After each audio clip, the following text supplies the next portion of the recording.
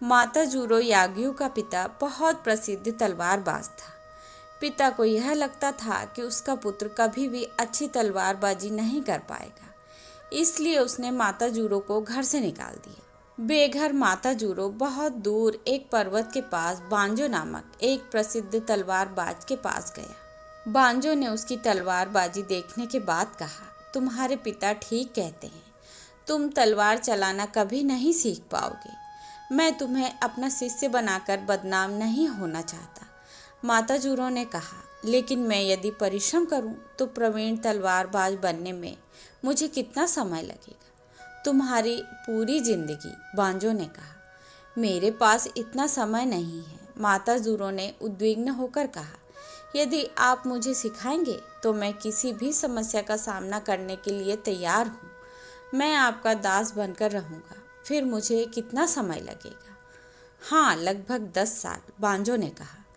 माता जूरो ने कहा, मेरे पिता वृद्ध हो रहे हैं और मुझे उनकी देखभाल भी करनी होगी। यदि मैं और मेहनत करूं तो फिर कितने साल लगेंगे? 30 साल, बांजो बोला। ऐसा कैसे हो सकता है? माता जूरो चकित होकर बोला। पहले आपने 10 साल कहे और अब 30 साल।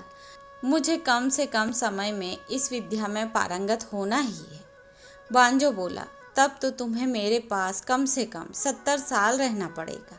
तुम्हारी तरह जल्दबाजी करने वाले व्यक्तियों को अच्छे परिणाम शीघ्र नहीं मिला करते।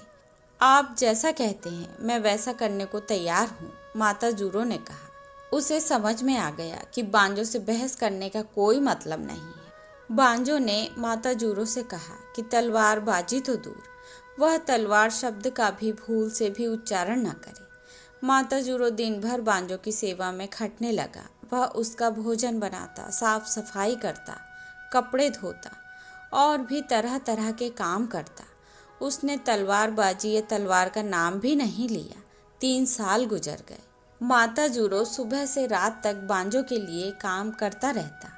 अपने भविष्य के बारे में सोचकर वह उदास हो जाता था। जिस विद्या को सीखने के लिए वह पूरा जीवन झोंक देने को तैयार था, उसका नाम लेने की भी उसे अनुमति नहीं थी। एक दिन माता जूरो चावल बना रहा था, तभी पीछे से बांजो दबे पांव आया और उसने माता जूरो पर लकड़ी की तलवार से जोरदार प्रहार किया।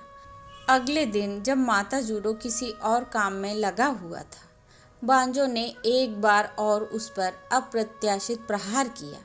इसके बाद तो दिन हो या रात, माता जूरो को हर कभी स्वयं को बांजो के आघातों से खुद को बचा पाना मुश्किल हो गया। पहले तो प्रहार जागते में ही होते थे, बाद में सोते में भी होने लगे। कुछ ही महीनों में बांजो असली तलवार से उस पर प्रहार करने लगा। एक पल भी ऐसा नहीं बीतता था जब वह बांजो के प्रहारों के बारे में नहीं सोचता था। माता जूरो तलवारबाजी में जल्द ही निपुण हो गया। वह अपने समय का सर्वश्रेष्ठ तलवारबाज कहलाया। तो यह थी एक छोटी सी कहानी। आशा करती हूँ आप सभी को पसंद आएगी।